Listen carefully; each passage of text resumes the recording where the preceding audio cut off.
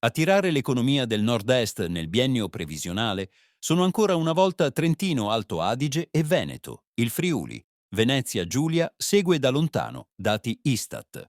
Lontananza leggibile già nella tabella Istat, ma che diventa siderale considerando le stime più aggiornate fornite dalla Regione, 0,4% per il 2024 e 0,5% per il 2025, e da Confindustria Udine, 0,3% sia nel 2024 che nel 2025, 2024 che nel 2025.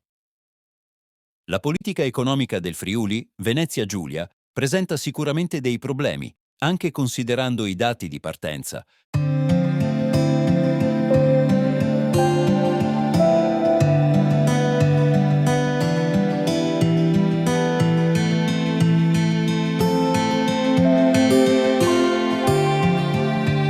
Economie provinciali del Nord-Est, confronto 2008-2023. Riflessione sulla performance reddituale, valore aggiunto, delle 22 economie provinciali del Nord-Est dati Unioncamere. Nel periodo 2008-2023, 15 province chiudono con un incremento del reddito e 7 con un suo calo. Tra le prime si evidenziano gli ottimi risultati di Bolzano, Parma e Trieste, quelli buoni di Trento, Padova, Vicenza e Verona, mentre tra i risultati più negativi spiccano quelli di Pordenone, Treviso, Venezia e soprattutto Udine.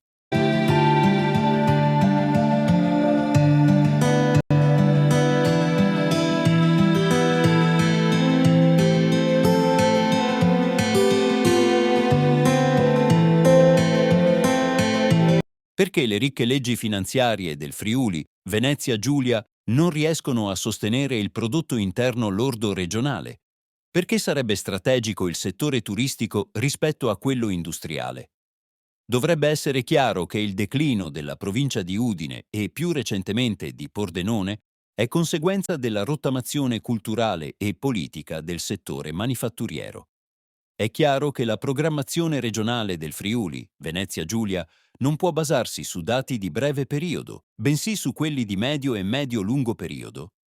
Come soddisfare il fabbisogno di 84.000 lavoratori da parte dell'economia del Friuli, Venezia, Giulia nei prossimi 5 anni, di cui ben 16.000 immigrati, se non sperimentando un nuovo modello attrattivo?